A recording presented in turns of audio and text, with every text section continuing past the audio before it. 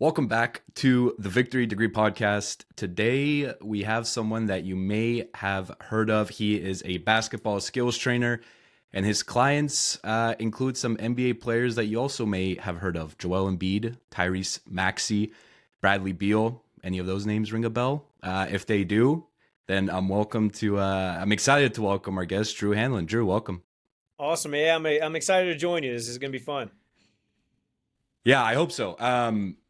I'll start with this because there's a couple different topics I want to touch on. So there's obviously how Drew Hanlen came to be, which includes your childhood, which includes some of the things that you were doing early on, includes a college career in basketball, and then it also includes a transition to this skills trainer life that you have now.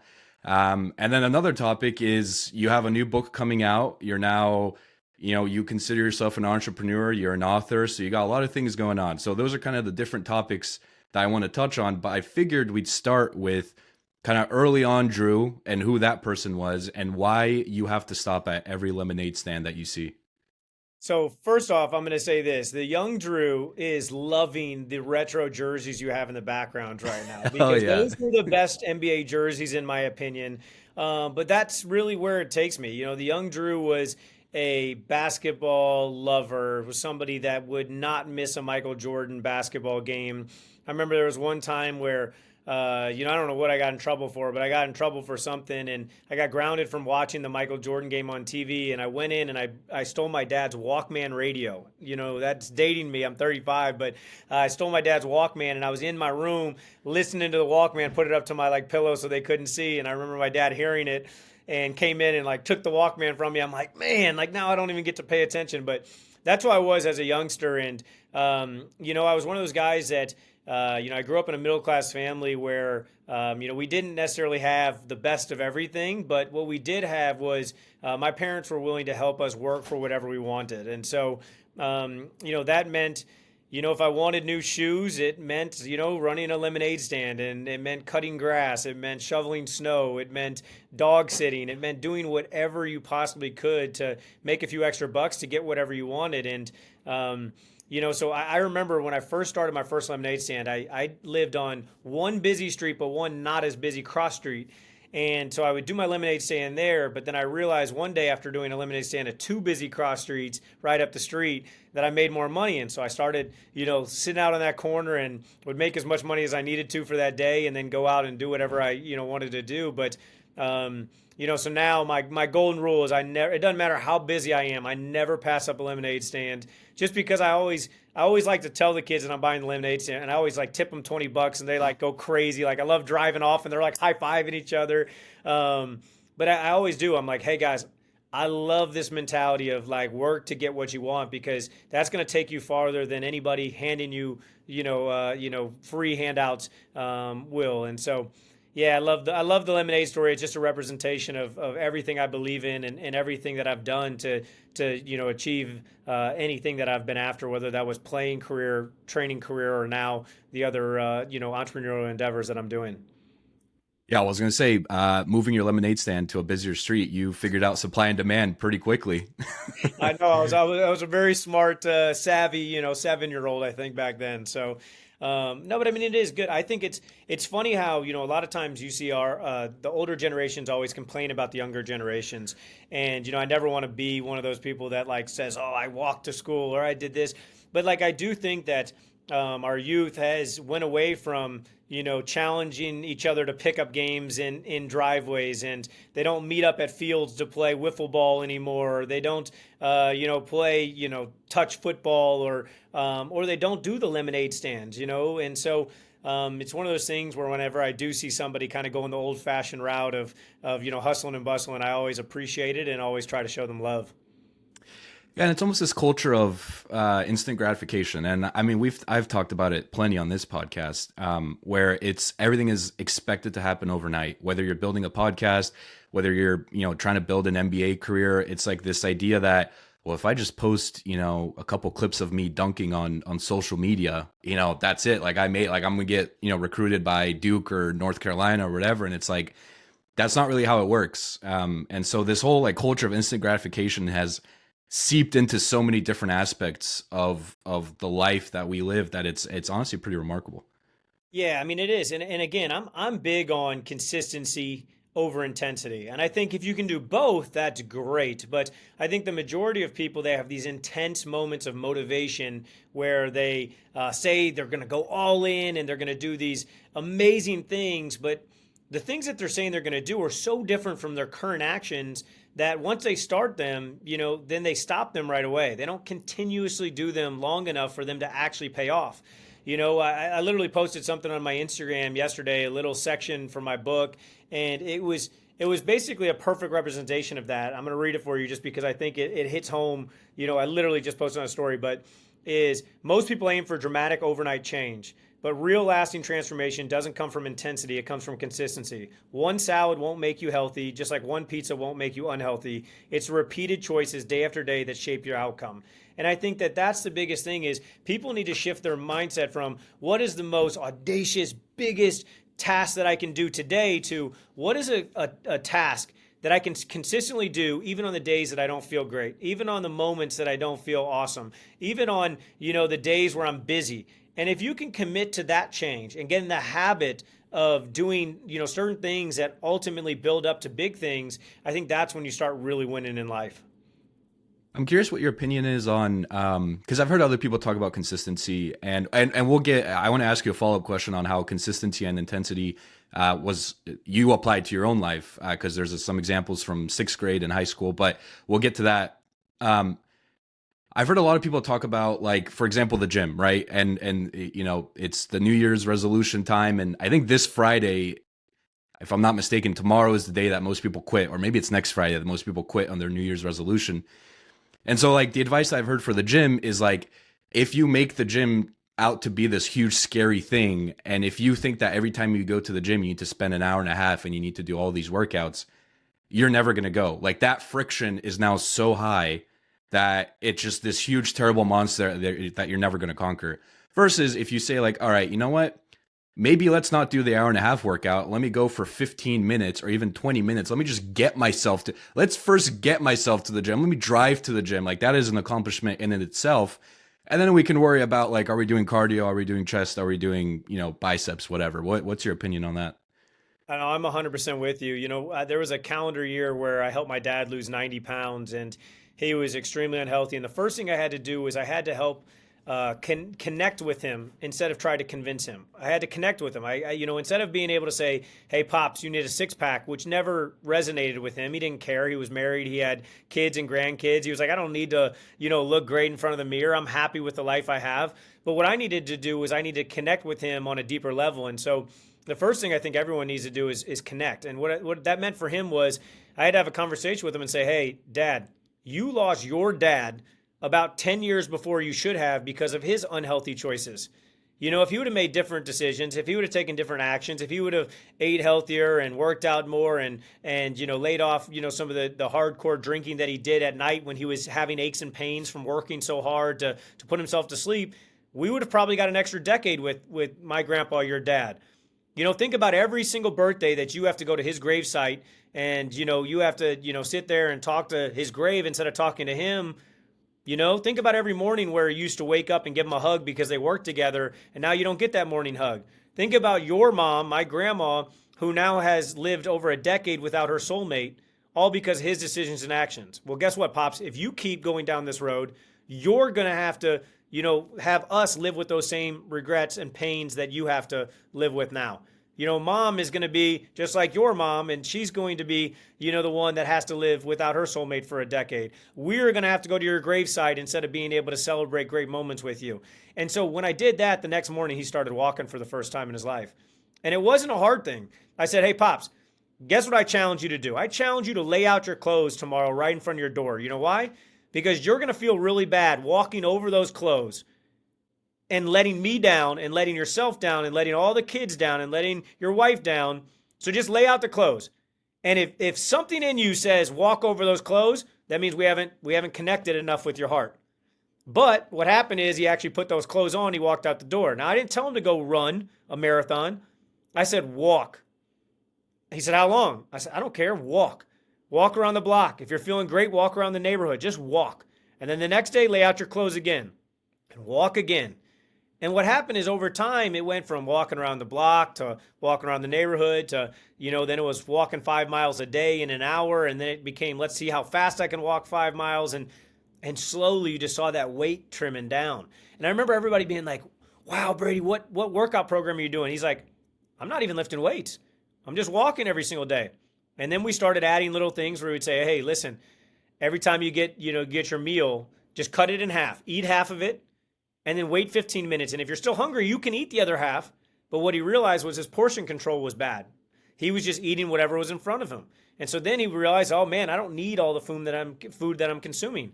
And so that's what it means to me, is it means that, how do you find the smallest detail, what I call starter steps, things that get you going, that build momentum. And then once you have that momentum, then you become that person. And so my dad went from being somebody that did not care about, his health and exercising and nutrition to I'm somebody that loves my family enough to do those things. And so I think that's what more people need to do, is they really need to connect with those things that will drive action. And then they have to make those actions small enough so they can do them consistently over time so they can build up to big results. That's a great example. And it reminds me of something that James Clear talks about in Atomic Habits, where he says, stop viewing yourself as someone. So like, for example, like if you want to become a reader, stop viewing yourself as someone who reads, but instead view yourself as a reader. Or stop viewing yourself as somebody who goes to the gym. View yourself as someone who is athletic or who is active. And it's, to your point, it's those small things, right? Those little shifts in your mentality that can create this entire new persona. And it's really powerful. Like I encourage everyone to go and try it.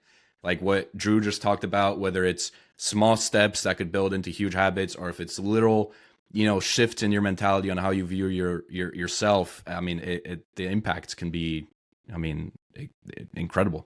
And that's what it is. Like, you talked a little bit about some of the work habit things you wanted to touch on, but like every morning when I was in high school, I used to shoot 1,000 shots a day every morning. And, I missed 4 days in 4 years, which is pretty damn impressive. And I remember 3 of those days, I couldn't even do anything. It was like snow days where it was too icy. I couldn't get anybody to open up the gym. And then one day I was sick, like to the point where I remember I was like throwing up and I was like, I'm going to the gym still. And they're like, you're not. Like you have to be smart. But when you add those up, if you do 1,000 and multiply that by 365 days times 4 years, you even got the leap year included in there. And you're going, Drew shot almost 1.5 million shots before most of his classmates and most of the people that he was competing with for the same scholarships even woke up every morning. That was 1.5 million shots up on them. So then when it came recruiting time, obviously, there were some people that were just as good as me, but hadn't done the things that I had did, and I got that advantage over them. And that was some of the reasons why that I was able to get, a bunch of college scholarships and then end up playing college basketball, which was one of my dreams. But, it wasn't like I was born with 1.5 million shot advantage. I was born with a hard work ethic, and I put in the work and I poured into my craft, and that's what gave me that advantage. And so I really do think too many people point fingers at their circumstances, their genetics, all the other things that they want to blame, the environment, the world itself. There's so many things you can point your fingers at, but those don't help you. What you got to do is you got to start looking at what do you have and make the best of those resources, because I really do believe, that every hand has a chance to be a winner if you play it the right way.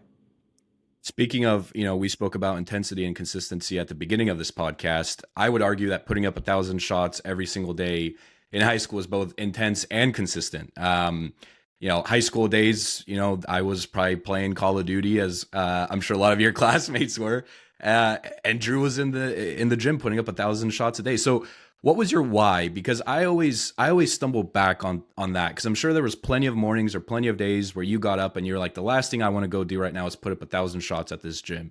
And I found that like a lot of times, whether it's this podcast or anything else I do in life, if something's difficult, I always try to fall back on a why. Like, why am I doing this? What's the end goal? What's the vision? So I'm curious as to what your why was for putting up 1,000 shots a day. Listen, I just love basketball. And I know that if I'm going to play something, if I'm going to do anything, I want to be great at it. Like I do not know how people love things that they're not good at. Like I could never love something I'm not good at. Like when I first started playing golf, like I was like, I hate this. I suck at it. And so then I became obsessed with it and got better and better. And then I became a single digit handicap in 3 years. And everyone's like, there's no way you just started playing golf. I was like, y'all don't understand. If I'm going to do something, I'm going to go all in. I'm going to try everything I can to get good at that thing. And so for me, it was like, hey, Drew, if you're going to play basketball, why not pour into basketball and be the best player you can possibly be? Because that's where you reap all the rewards. You know what I mean? Like I always say this to people. I'm like, if you're going to show up to practice, you might as well use that 2 hours and get as good as you can during that 2 hours. I don't understand people that just coast through workouts. Like, I don't understand people that have New Year's resolutions. They show up to the gym and then they slack off in the gym. I'm like, you realize you're only hurting yourself. Then I also don't realize that, like, people that plays, like, let's say on a team, let's say basketball, I'm like, is it more fun to be the star of the team or to be coming off the bench? Is it more fun to be opening up a newspaper, reading about yourself or your teammates or your opponents? Is it more fun to get college scholarships or being the one that wishes that you had opportunities for college coaches to look at you and see you? I'm like, obviously, it's easy which one you choose, but I really do think that most people don't look at it as like, choose your hard. Hard to wake up in the morning, hard to shoot 1,000 shots, or hard to swallow the pill that you're not very good and you're not going to go play college sports and you're going to have $120,000 of debt that you didn't get from your college scholarships because you didn't do these things. And I'm like, that was one of the things that my parents always said to us. We were like, we didn't have college funds. And so they were like, if you want to go to college, you either have to take out a loan, get an athletic scholarship, or get an academic scholarship. Those are your choices. And I chose athletic scholarship, and I poured everything that I could into that to make sure that happened. I want to bookmark golf because I need to ask you about your golf session with MJ, but we'll do that maybe towards the end. So I'll bookmark that for us.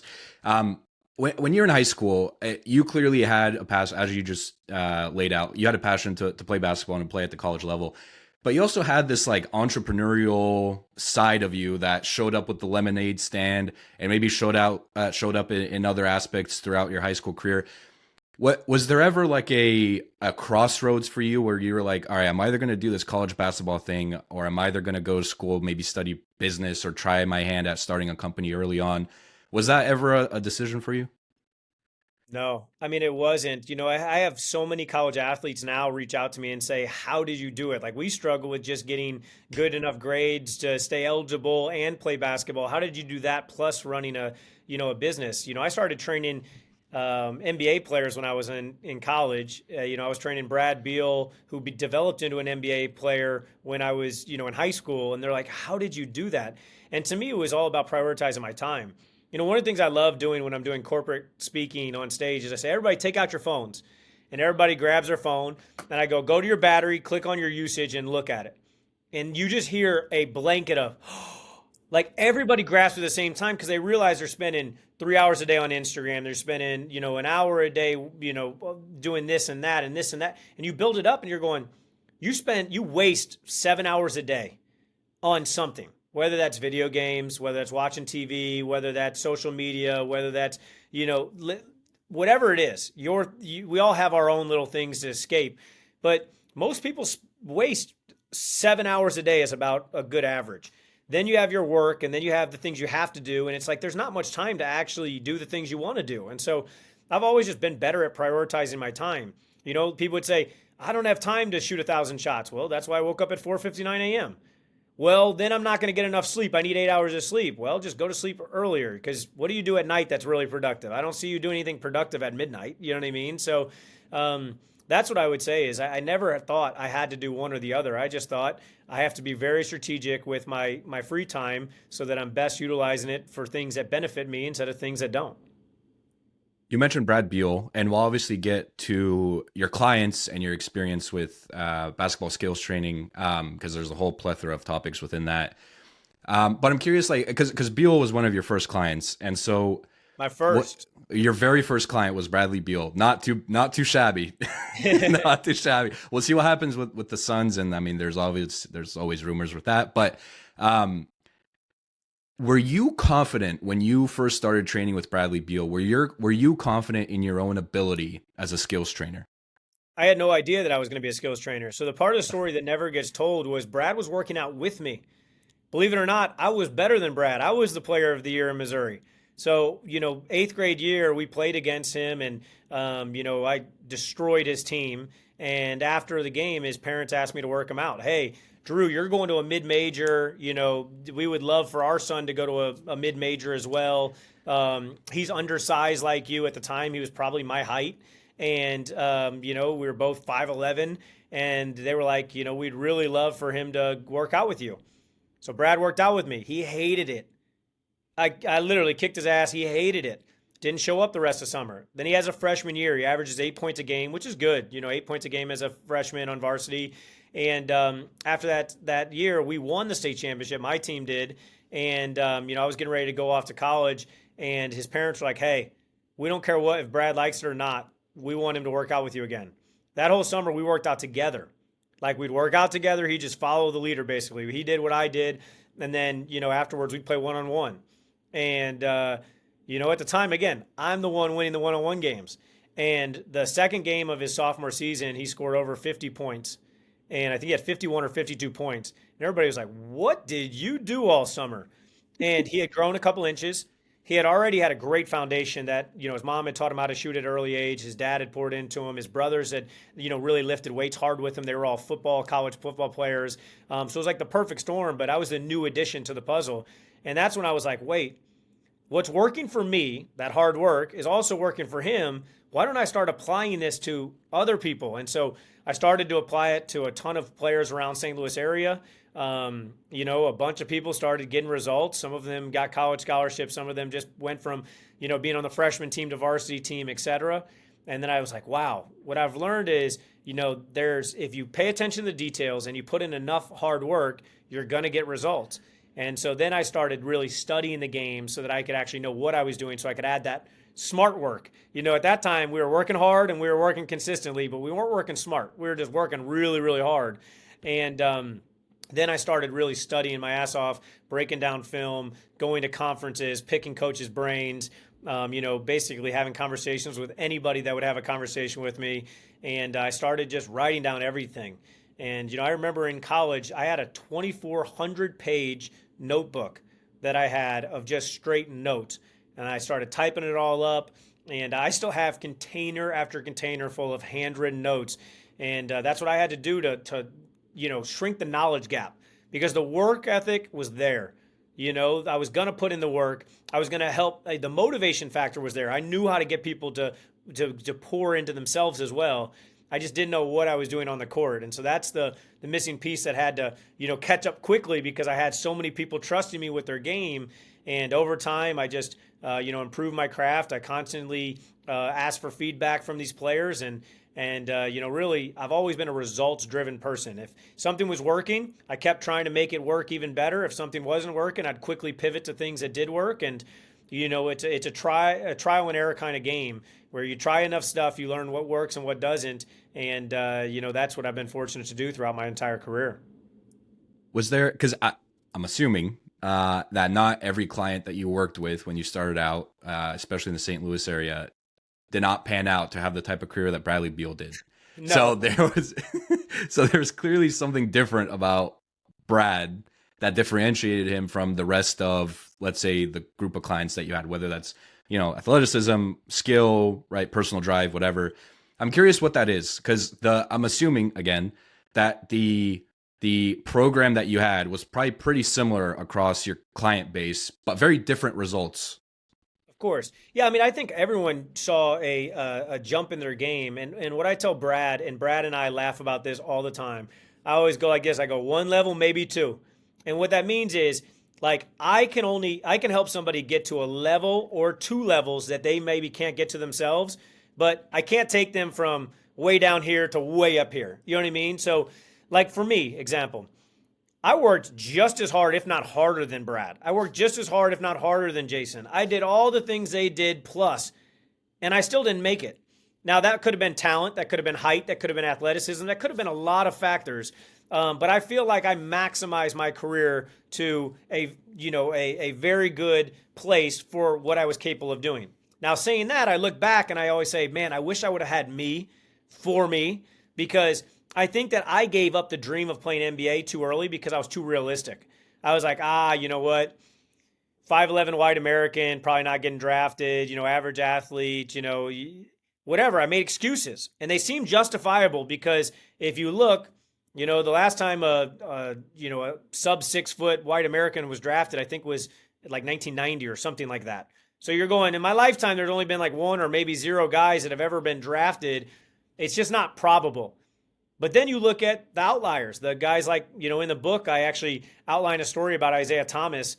And, we were the same age, and he's 5'8". And I remember as a freshman, he was probably, I don't know, 5'3", 5'4", 5'5", telling everybody he was going to make the NBA. He had some kind of, unbreakable faith that I didn't have, a mindset that I didn't have. And so I think that that's what I really learned was, my job was to help them on the court improve as much as they could, then also try to tap into, motivation and mindset levels that they couldn't tap to on their own. And then again, try to help them get to a level or two levels beyond what they could take themselves to. And I think that that's what, my job is always. If I see a kid at a park shooting, it's not like I'm going to say, oh, man, I'm going to go work him out one time and now I'm going to give him the secret sauce to be an NBA player.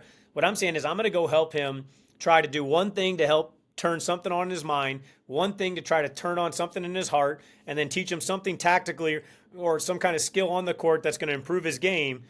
And then over time, if he continues to do these things, it'll lead to great results. And so, that's what I would say is I don't think that everybody I can turn, I can't turn, water into wine. You know what I mean? I can't turn, everybody into an NBA superstar. But what I do think is I think I can raise everybody's game a level or two beyond what they can take themselves to. So you're saying you can't turn me into Jokic, which is fine because he's one of one. He's also better than Embiid. We'll get into that later. So I have to ask because it's top of mind, and we're actually having him on the podcast tomorrow. Jonathan Abrams wrote a fantastic book, Boys Among Men, which highlights basically the journey of high school players to the NBA. Obviously now that's, it's been outlawed, but you had your Kevin Garnett's, your Kobe Bryant's, your Tyson Chandler's, Amari Stoudemire's, who's actually from Orlando, didn't know that. Tracy McGrady, also from the Orlando area. And you were a high school player coming out, and you went to college, you didn't go straight to the NBA. You've worked with high school players. Do you think we need to bring back the ability for high school players to go straight to the NBA, or do you think that it is a good thing that they need to stay in college for at least a year? Listen, I think there's always exceptions to the rules. You look at guys like LeBron, you look at the guys like Dwight Howard, you look at the guys like KG and Kobe's. Those guys all panned out, and you wouldn't want to change their careers for anything.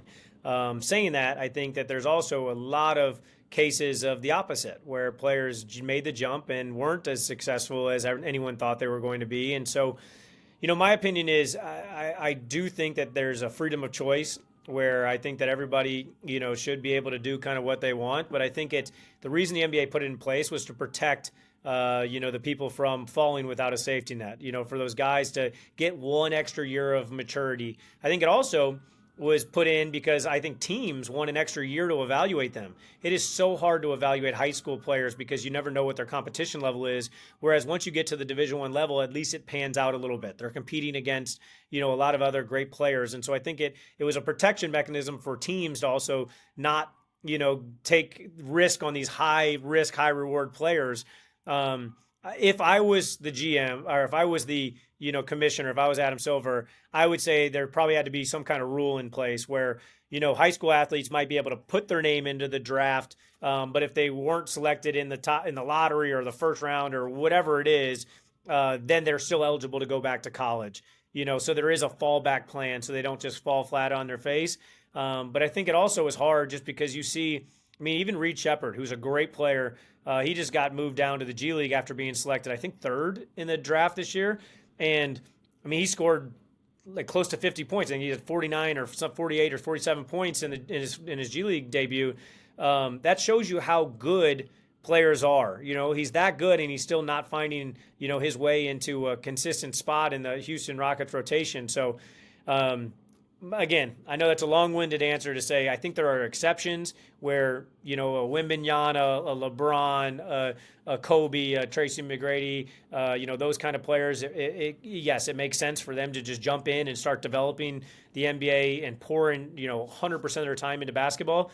But I do think that there's a lot of instances where, guys made the jump too soon, and there's probably there would be a lot more instances of people jumping too soon and not making it. So I think that, the protection's there just to try to help out both the teams and the players from ultimately making bad decisions. It's a good take, and I have to say it's a really good book too. I highly recommend it. Again, Boys Among Men.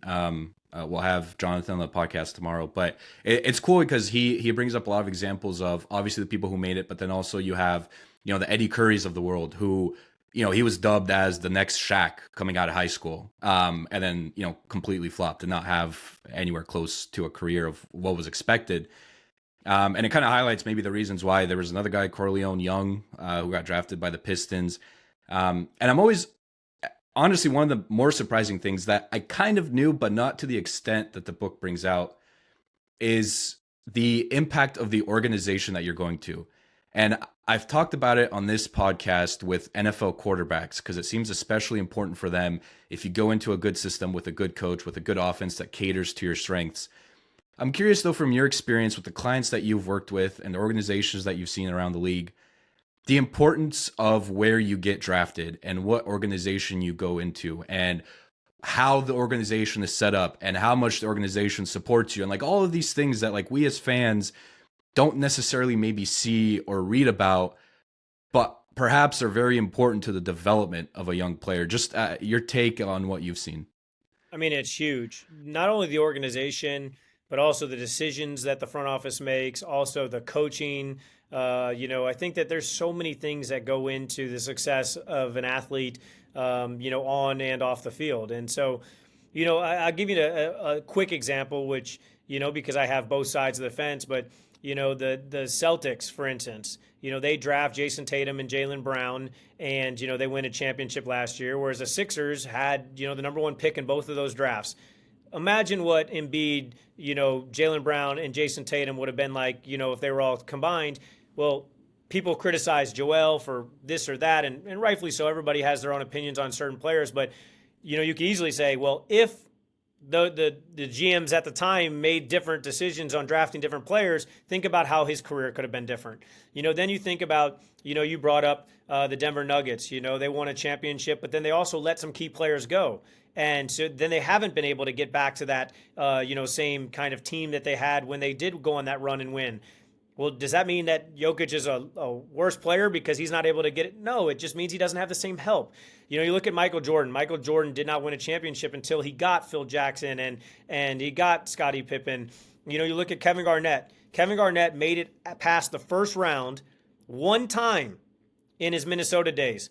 Then he jumped ship. He went to the Boston Celtics. He wins a championship, and he's looked at as a champion.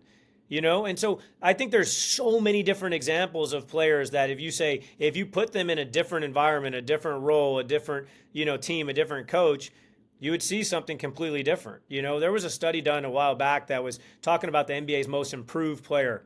And they looked at it and they said, well, the majority of the time that a player won most improved, either a coach changed, there was a big trade that was involved, whether either they lost a star player or they moved teams. And there was one other thing. But it was really like, so did all those most improved players really improve, or did their opportunity improve? Did their coaching improve? You know what I mean? So I think that those are the things that fans just don't get, don't understand, and that's why for me, when I'm judging players, I try to look at the eye test. I try to see, what do I look at on the court? You see a lot of players that were in the Michael Jordan era that didn't win a championship. And, the guys that did win a championship, Hakeem won when Michael Jordan wasn't playing, And so if Michael Jordan plays those 2 years and doesn't go to baseball, what does Hakeem look like? Let's look at LeBron's career, who's, in my opinion, the second greatest basketball player ever. What if Kyrie Irving doesn't make that shot? What if if Ray Allen doesn't make that shot? Now he's got 2 championships. Now what is he looked at like? Well, guess what? He didn't shoot those shots. He didn't get the offensive rebound to kick it out. But yet that is defining in our era of sports, that's defining his legacy. There was also, on the flip side of it, There were multiple times where he was in the finals and he led both teams in points, rebounds, assists, everything basically, and they didn't win. Well, that wasn't because of him necessarily. That was because you didn't have the teammates. So it could have been both sides of the thing. What if Kevin Durant doesn't, his foot isn't on the line? Then the Bucks don't win that championship. Maybe the Nets win the championship. Now James Harden's looked at differently. Kyrie's looked at differently. Kevin Durant's looked at differently. So I really think that too many times fans, we live in this ring dominant era, which I do think winning is the ultimate prize that everybody should be after. But I think there's a lot of factors that go into winning, and some of that is out of players' controls, which is why it's so frustrating when fans don't take in the whole context of the situation, and instead of looking at just the player itself. This is a perfect setup. I was going to go back to your own career and talk about Belmont, but you just said something that was absolutely blasphemous, and that is that LeBron is the second best player of all time. So I need you, Drew, to explain why. I'm assuming you have MJ number one. Assuming. Okay. Okay. All right, yeah. I mean, I thought you would have had Jokic or something number one. All right. So you have MJ number one. You have LeBron number two. Why MJ over LeBron? I mean, I think it's pretty clear. I mean, for me, I grew up obviously an MJ fan, so there is some bias there. But if you look, he's won 2 more championships. He's won an additional MVP. He's won, I think, 9 or 10 scoring titles more. He's won a Defensive Player of the Year. He's, it's just, and also just when you look, this is my ultimate take. My ultimate take is if you were in a room full of people and the Bulls and Michael Jordan were down by 15 entering the fourth quarter, and you say, hey, I know he's down by 15. I'll bet $100 that Michael Jordan somehow figures out a way to win this game. I don't think many people would take that bet. And I think that people would still bet on LeBron the same way, but I don't think they would bet the same way they would on MJ. I think he just has this it factor that separates him, in my opinion. So accolades on paper, obviously, it favors Michael Jordan. And I'm not a longevity guy, because if you are a longevity guy, then you're saying, where does Kareem rank? Because Kareem has just as many championships as Michael Jordan. He has more MVPs. More all-time points, more all-time rebounds, more all-time blocks. Why is he not above, all these other guys? So I'm a big, who was the best at their best, and I think that if you look at that peak that Michael Jordan had, it was just unbelievable dominance. The fact that there was a year where he won the scoring title, the regular season MVP, the finals MVP, was also first team all defense, and I think he did that 4 times and nobody else did it. The fact that there was a year that he won the Olympic gold medal, the finals MVP, the championship, but MVP, he just did everything that he was just so dominant. And he did it on both sides of the ball. And I think that's something that most people don't consider, is how dominant he was defensively as well. That's one thing I hate about this era right now, is no one ever considers the two-way. Two-way. And it's what impact you have on offense and defense.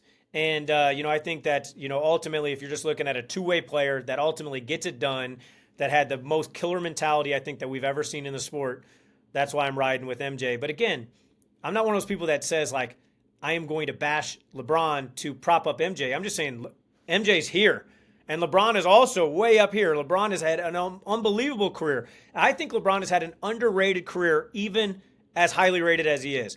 Because I don't think people realize how hard it is to get to 10 finals, 8 straight, dominate a conference where people are literally moving out of your conference because they're like, you can't beat them, So that's my reasoning, and it sounds like you have a different opinion, but that's okay. I respect that. I would just say that if you're looking at on paper their accolades, you're basically saying that LeBron MJ has an advantage, the same career that basically Kevin Durant has.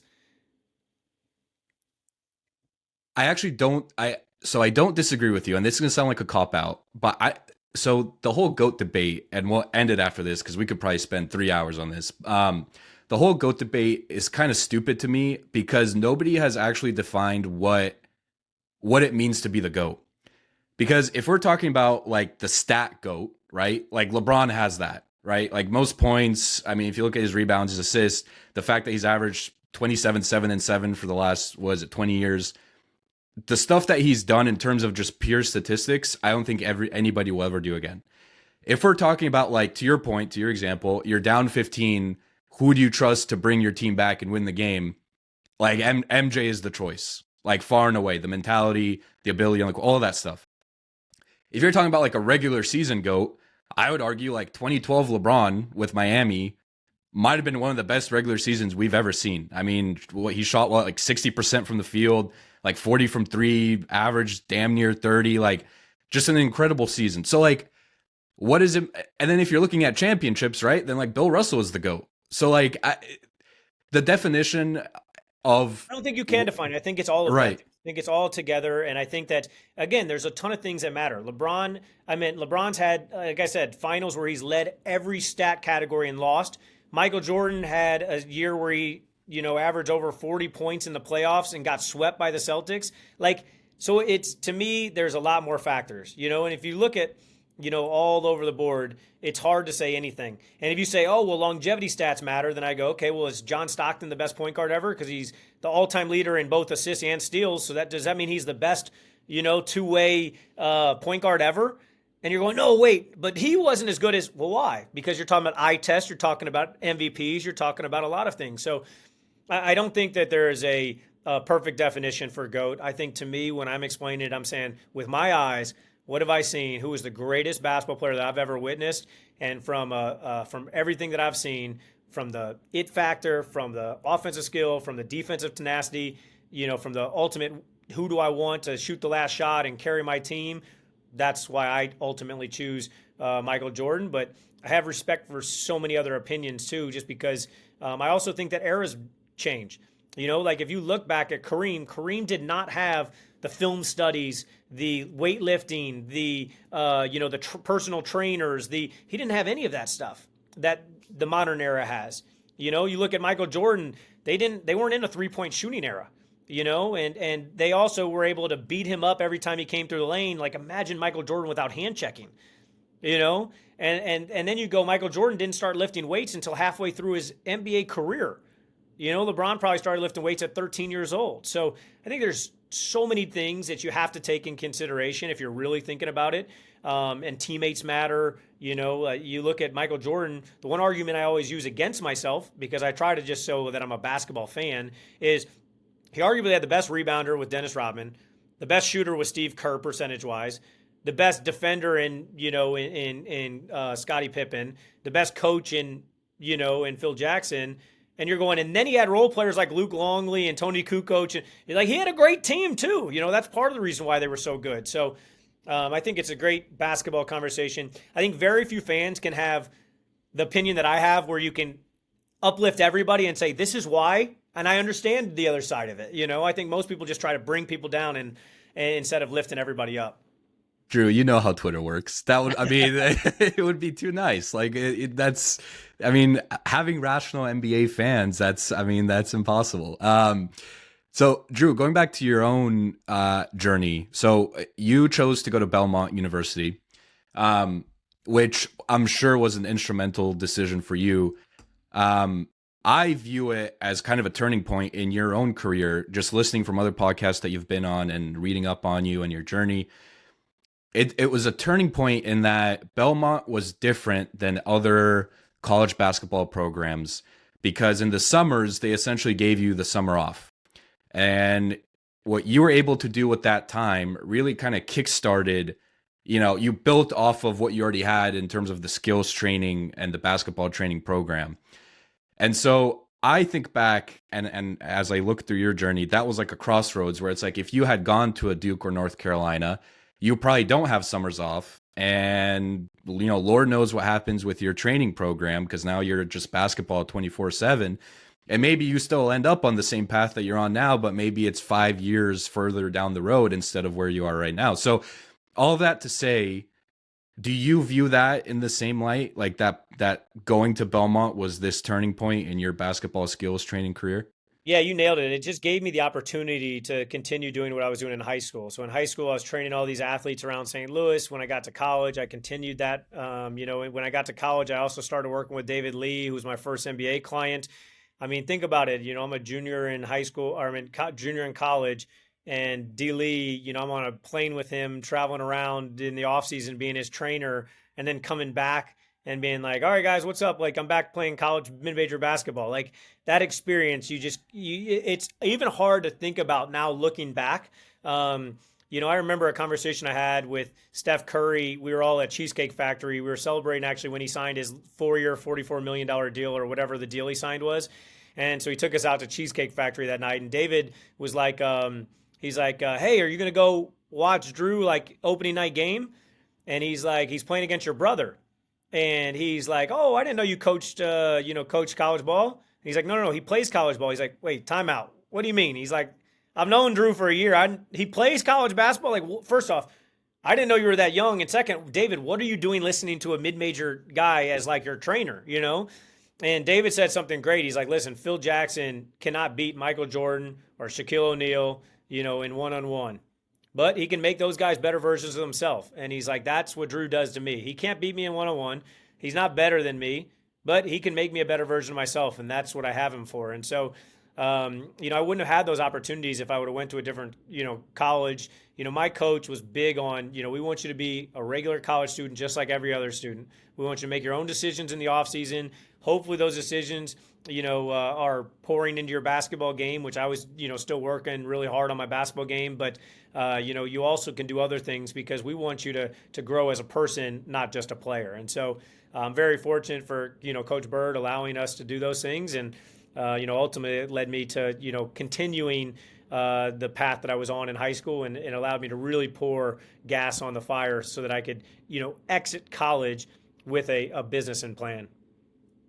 Building off of that, here's a question for you. I've only asked this once before and it's received good feedback, so we'll give it another shot. If the world was simulated 1,000 times, in how many of those simulations do you think you end up in the exact same spot that you're in now? Oh, I would say not very many. I think that, you think back of, the career that I had. The first guy that actually paid me for a workout, I was at a 3-court facility. I was on court 3 and his son was playing on court 2. I was working my butt off and I was dripping in sweat. And he came over during the game, tapped me on the shoulder and was like, hey, he's like, I've never seen somebody work that hard. If you can put my son through that exact workout, I'll give you $20. If that moment never happens, if I decide to skip that workout, if I decide to half-ass that workout, if that player didn't play on that team, if that dad didn't get that frustrated with watching his son play, all that, then who knows if I would have taken that path. What I do think though is I think that out of 1,000 simulations, you would see my relentless work ethic pay off 1,000 out of 1,000 times because it didn't matter what I chose to do. I was going to figure it out. And so that's why, like the book, like I never read books when I was growing up. And now I've published 7 basketball books and this is my first like self-help book, but that's a new avenue that I am pouring into.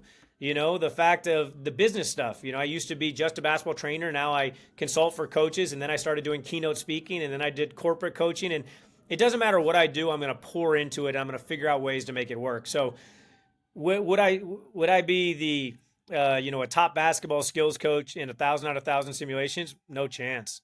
In fact, I think there were a lot of things that just worked in my favor, and I was a good product of hard work. And if you work hard enough and put yourself in as many good situations as possible, usually it pays off. But I do think 1,000 out of 1,000 times my hard work would pay off in whatever I ended up doing.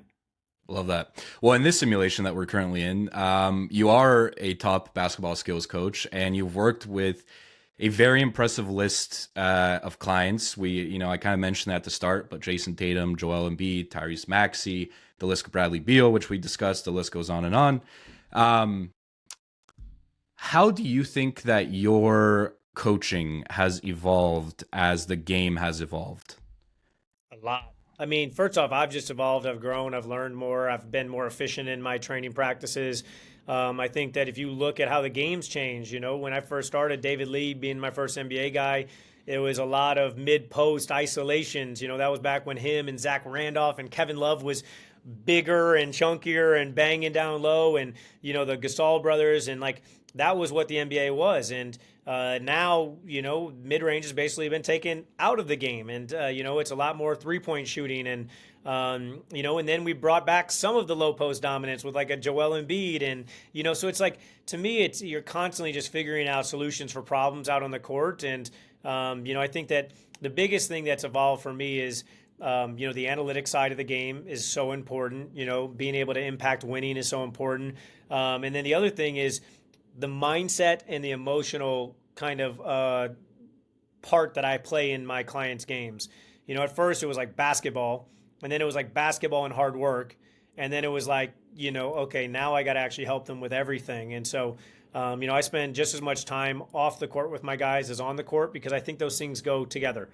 I think a lot of NBA players would admit this, but a lot of slumps that occur on the court start off the court. It's amazing how when you look back, a lot of times like fans will be really hard on certain players, and then when they find out what was really going on, the majority of the time they're like, oh. Now, some of them don't care. Some of them are like, it doesn't matter. You need to, compartmentalize that and, still be able to produce. That's what you get paid millions of dollars for. But like, if I ask the majority of people, like, every day at work, do you crush it? Do you kill it? They'd be like, no, I don't crush it. Some days I have good sales. Some days I have bad. Most of the time I show up and I give halfway effort and I just get through the day. But yet NBA players are expected to be, at this high standard. And so I think that's what I've learned. I've also learned a lot about the NBA. Like, for instance, let's say the NBA is 82 games. Most players are going to sit out 10 games, whether it's injury, load management, whatever. Let's say they play 72 games, and that's a good, healthy season. 10 of those games, they're going to be amazing. 10 of the games, they are going to be awful. And then 52 of the games are going to be But fans can't comprehend that. Fans cannot comprehend that most games are just going to be That's their average. Their average game is what they are. They're only going to have 10 wow games. They're going to have 10 whoa games. The rest is just average. And so I've just learned a lot about how to help manage emotions, help manage confidence, and pour into players outside of just straight skill development, which I think is very important. That's a fantastic point. I recently, which was bad on me as a fan, but I recently found out because I was reading another book, Tanking to the Top by Yaron Weitzman, another fantastic book, writes about the Sixers process and their whole rebuilding with Sam Hinkie. I didn't realize that in Joel Embiid's rookie year, his brother died, and he died tragically. I think he got hit by a bus or something along those lines. And it like really puts it into perspective. Like anytime a tragedy occurs outside of a player's life, or outside of the basketball court, it puts everything into perspective in terms of, at the end of the day, this is a game, right? You're getting paid millions to play a game that you love, but there are other things in life that are way more important, such as the life of your brother. And I just think back to even like Joel's rookie year, like the amount of Sixers fans that were bashing on him for, he was obviously hurt, and, just, this guy, like, this guy might suck, whatever. And like, meanwhile, he's like trying to figure out how to deal with like one of life's biggest tragedies. Like that dichotomy really really struck me. I mean, that again, that is an amplified way, but it is. I mean, I look at everything. I look at everything from, Joel, when he came to this country, didn't speak English. He didn't touch a basketball until he was 16 years old. And then, now, you look a decade later, he's the leading scorer of the league and won an MVP, and he has battled through so many injuries. I think there's been one offseason that he hasn't had a surgery in his entire career. And you're like, hold up. From going from 16 to not touching a basketball to becoming, arguably the greatest player in the NBA, to being a scoring champion, to being an MVP, despite all of the BS that went on in the front office, despite all the injuries that he's had to get through. It just shows you how much, hard work, how much he's poured, how much he's grown, how much he's improved, and even if you look at like Kansas, because some guys might say, oh, he was still a top pick. Like at Kansas, he averaged 11 points a game. He made 1 3-pointer in his career at Kansas, and he was shooting 66% from the free throw line. For him to, go on to being a guy that last year averaged 35, 12, and 6. Like, think about that. If he had a game where he had 35 points, 11 rebounds, and 5 assists, his averages dropped. Like, that's how good he was last year, and that's how good he is when he's healthy. It's just, to me, that's what I wish there was more light shined on.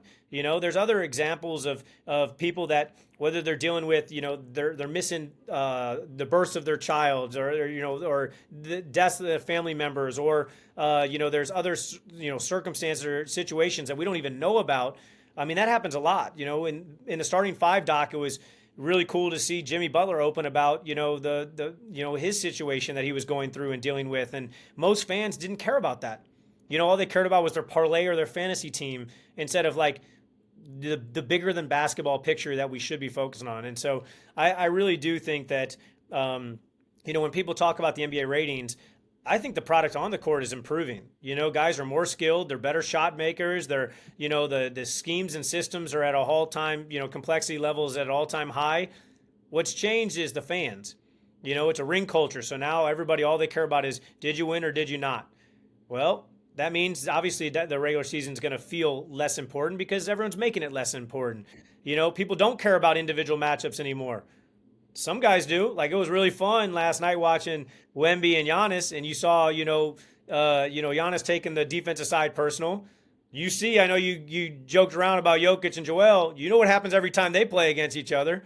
So it's, to me, if we want basketball ratings to go back up, we need to start, one, caring more about the people and not just the player. Two, we got to start telling stories instead of just hot takes and quick clickbait. And then three, we got to have more positivity, and shining light on all the great things that basketball has to offer, and all the stories that these guys have ever overcome, and all the great moments that we all get to experience as fans because these guys are super talented. Think about all the highs. I know there are some lows as fans, but think about all the highs that, I remember when I was growing up watching, Michael Jordan and Allen Iverson, and, even guys like Hot Sauce. I remember And One Mixtape brought me joy. Like, I wish we got back to that. To me, that is what, and it's funny because the Jokic takes, a lot of people thought like, oh, he's the biggest Jokic hater. I'm like, you guys don't realize I love watching Jokic play. I think he's one of the most talented basketball players that have ever played the game. I think that his feel and his touch are unmatched. I really do. And people are like, wait, but you say, I said, no. I highlight some of the areas of defense that I think aren't as strong because I'm also trying to prop my guy up, and and sometimes I like to compare and contrast, and I'm like, well, we got to look at the whole picture, but no, I respect the hell out of his game. And it's funny, every time you hear conversations about from Joel or from Jokic, they're both like, we love each other, we respect each other, we appreciate each other. And that's why they love competing against each other, because they do know that they're both at the top of the game. So I think that's what the NBA needs more of, is more celebrating. Back when we were growing up, we used to turn on Stuart Scott and watch SportsCenter and watch, the highlights and him. Then after that, there would be like a story about, a 3 minute to 6 minute segment about, what are these guys overcoming some kind of crazy upbringing to make it. It's like, that is what is the good thing is about basketball. And so that's what I hope we get back to at some point, instead of just hot takes and clickbait and just, engaging in this or that, instead of let's prop everybody up. You're preaching to the choir, Drew. I mean, that's honestly what I try to do with this podcast is whenever I have an athlete on, we had Josh Dobbs on the podcast, and it's like, hey man, like, tell me, you're an aerospace engineer at Tennessee. Like, what was that like? Like, what was that, or how, what was your upbringing like? How were your parents? Like, were they supportive? Like, what, was football something you always wanted to do? I almost feel like there is I don't know what the word is for what the word would be for this, but like I feel like most fans almost don't even view NBA players as like humans anymore. Like, I don't know if and I don't know if that's like sports betting, where it's like you're watching a game and all you see is like dollar signs and like your parlay and like, oh, Joel Embiid needs 3 more rebounds, for my parlay to hit. The fact that, he's dealing with off the court drama, that doesn't matter. Really, he just needs to get these 3 rebounds so that my, plus 150 parlay can hit and I can make $35. So like, I don't know how much you can say about sports betting and the impact that it's had on the game.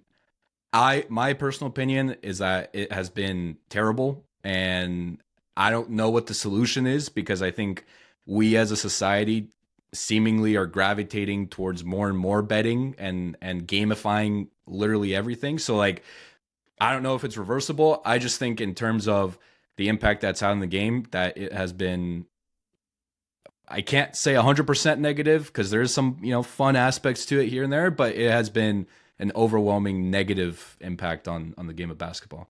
Yeah, I would say, I mean, obviously, I think sports betting, if you're betting a responsible number that doesn't impact your life at all, it can add joy and fun and like, that feeling of like, oh, wow, the possibilities. It can also, if you don't care about a game, it can make you care a little bit about a game. Like if you're watching two teams that you don't, have any particular interest for. But when you're betting things that, when you're relying on those bets to hit, that's when you see that negativity, that that negative energy, that like what you said, where they just stop caring about them as people, and they really all they care about is winning that bet. And so, I think there's good and bad with everything. I think that obviously the game is growing financially, and that benefits all the players, but when you see some of these fans, them yelling some of the comments that they yell to these players, you're like, you would never say that in the real world. You just know you're protected because they can't leave the court and come kick your ass. But like, I love Joe Mazzulla and I love all of his crazy, mindset and stuff like that. But, he had a take earlier this season where he said, I wish everybody walked around with 5 tokens. And every year you got 5 tokens. And if you wanted to fight somebody, you could redeem one of your tokens 5 times a year. And you got to spar with that person. And I was like, man, can you imagine? Some of these fans would shut up real quick if they had to say what they're saying to that person's face. And if they actually got to know the players, they would actually realize all these guys are great guys, and again, just like the world, there's good and bad people, and there's better and, better people and stuff like that. But I think that really when you dig deep, these NBA players, they're all on a journey just like all of us. They all have highs and lows just like all of us. They just happen to be really, really talented in the thing they do, and we all appreciate it, and that's why we go to watch the games, because we're celebrating all the success that they've been able to acquire through a ton of hard work, a ton of sacrifices. So I think that's the biggest thing, is just being able to get back to uplifting the game. Drew, I want to ask you a couple questions about some of the client work that you do. I want to start here. I recently read a fantastic article on ESPN on Steph Curry talking about his performance anxiety that he gets before games. Someone who has watched Steph Curry's entire career, I would never have guessed that he, out of all people, has performance anxiety before games and that he gets nervous. Like, never would have clicked. What are some things that most fans, through your work, through knowing these players personally, we've touched on a couple things already, but some things that most fans don't realize about NBA players?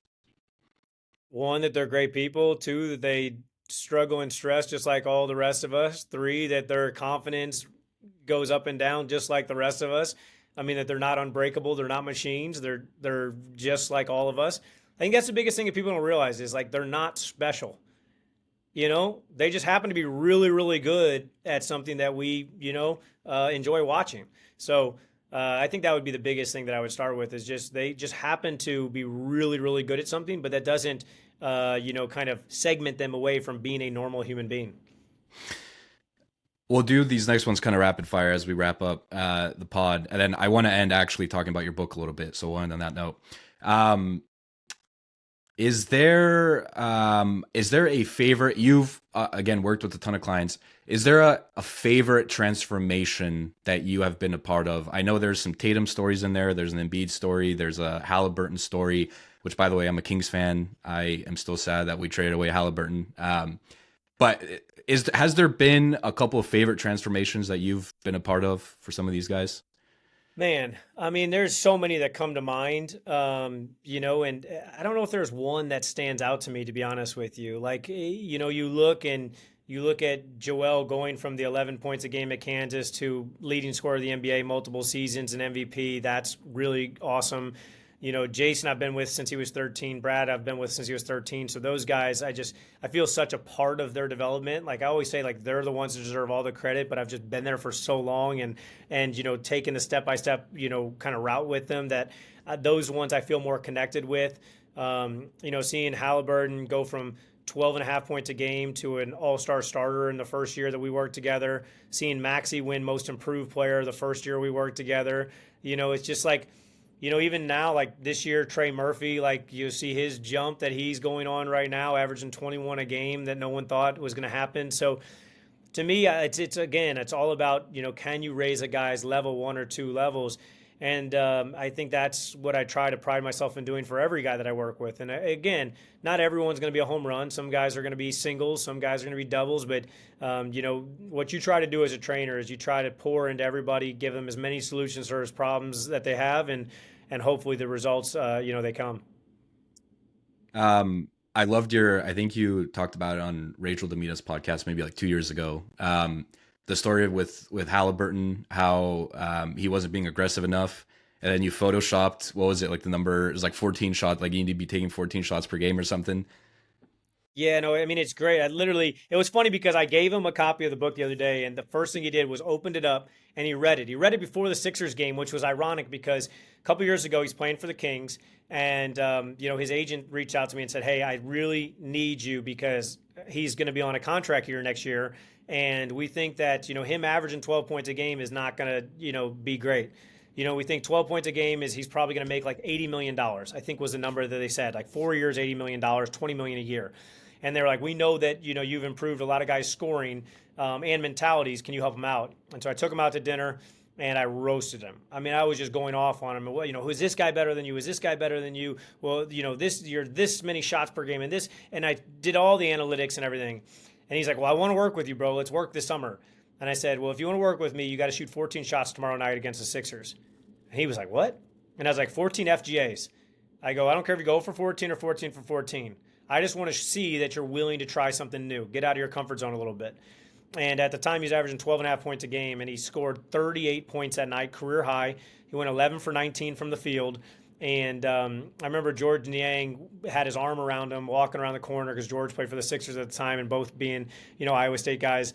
And he said, Drew, he told me he took you out on a date last night and he had his career high. He goes, if that's all it takes, I'd love to take you on a date. And we were just dying laughing. But that's a great story. I go into details about it in the book, but like then the other day we were in Philadelphia, I hand him the book. He reads that story again. I go, read it again because, he needed another boost this season. And sure enough, he goes off for, I think he had 33 points or something. And everyone was like, is it that easy? I'm like, well, obviously it takes a lot of trust building and stuff like that, but that's what it is. Sometimes it's pushing guys mentally just as much as you're pushing them on the skill side and the physical side. Yeah, I love that story. It's a fantastic story. Again, like I said, still sad that the Kings traded him, but let's talk about the book. Book comes out February 11th, I believe. Much anticipated. The book is called Stop Bullshitting Yourself. Why write the book and why now? I mean, to be honest with you, the first reason I wrote the book is because I was copy and pasting over and over again different messages to all my players, and I was helping them out because anytime that it worked for somebody, then I share it to somebody else, and I had all these treasures of these stories that had been untold, and it helped with all my guys' mentalities, it helped with their confidence, it helped with the strategies, and then I get constantly asked like, how do you help these guys always improve their game? And so I have this system that I use, and then I use that same system to help my dad lose 90 pounds, and I use that same system to help, a couple CEOs, increase their profits on the business world. And so I was like, it's time to actually share these stories, help people improve their mentalities, help people improve their confidence, help people tackle the things that they know they need to tackle to improve their lives, and then give them the system for success that allows, them to really break down that one big audacious goal into bite-sized pieces so that they can finally follow through with action and get the results they've always wanted. And so, I mean, it took me 3 years, and it was crazy going through all the stories where I'm like, oh my God, this story, oh my God, this story. And, I'm super excited. I've given the copy to a couple of my clients, and, it was funny. I asked for a testimonial from a lot of the guys, and Zach LaVine started with the testimonial. I never read books. I hate books, but I couldn't put this one down. I was like, that's a great testimonial, and a lot of my guys have shared that same thing. Everything is bite-sized, so every section's like 1 to 2 pages so people can pick it up and put it down. And then it also has a workbook in it so you can fill out, basically all the different prompts throughout the book so that when you leave, reading the book, you actually have a blueprint to tackle whatever you want to tackle.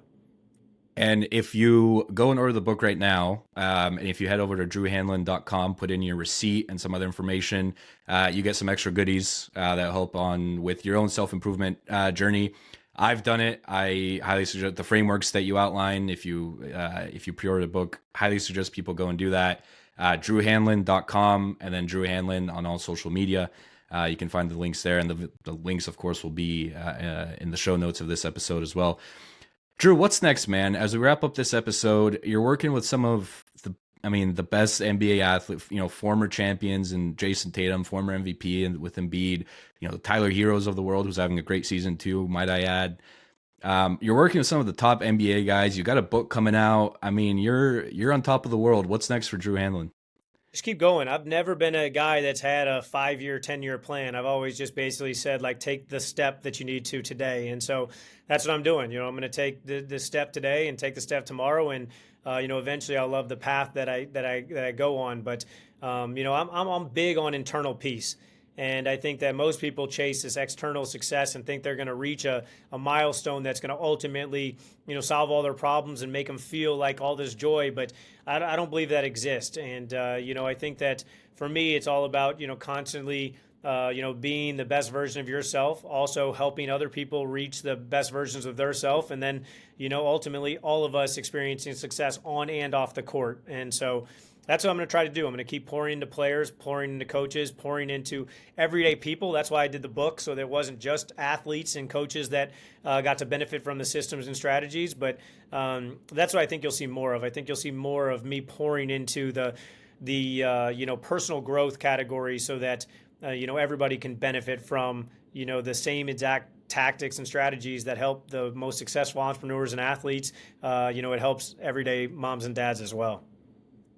Love it. Drew, I would be doing a disservice to my audience if I didn't ask you one last question, and I promise we'll let you go. We won't hold you captive any longer. I teased your golf game with MJ. I believe Tatum was there too. As someone who grew up, idolizing MJ, what was that experience like? And did you take away anything from your interactions with MJ? Yeah, I mean, honestly, one of the coolest days of my life. There are very few moments where I have like pinch me moments, and everyone always is like, Drew, realize you like train like the majority of the best players in the NBA and this and that. And I'm like, yeah, but I don't think back about that stuff. I do think it's cool when I get to bring my nieces and nephews, and they're sitting courtside at games and their favorite players are dapping them up and they're calling them Uncle Jayson or Uncle Joel. Like, that's cool to me. Like, but the truth is, the MJ day was a pinch me moment, just because I grew up like idolizing him, watching every game. And, I had introduced a bunch of players to a bunch of other players, but I had never met MJ. And so I remember when Jayson and I worked with Kobe, that was like Jason's bucket list moment. It was like, hey, we worked with Kobe, check it off. And then I was like, who's next? We got to get MJ. And when he signed with Jordan Brand, he obviously built a friendship with MJ. And, I remember, Jayson got invited to play golf and, asked if he could bring me with him. And I got to go down there, and we played, a round at the Grove, and then, there's a rain delay. So Jayson was like, man, it's raining. I was like, good. We get to hang out in the clubhouse, and I get to pick his brain. So I just got to ask a lot of great questions that I had always wondered all my life. And, I'm keeping most of that private just because I want to respect him. But I'd put it this way, the 10-year-old, 8-year-old version of me was smiling the entire day. And it was a really cool moment that I appreciate Jayson for allowing me to be a part of it. Love it. Stop Bullshitting Yourself is the book. February 11th is the release date. I highly encourage everybody who's listening to this to go pick up and pre-order the book to get those extra goodies that we mentioned that you can find at drewhanlen.com. Drew Hanlen on all social media. Drew, anything else you want to plug? That is it, man. I appreciate you having me on. I enjoyed talking with you. Absolutely. The pleasure is all mine. Thanks so much for your time. Appreciate you.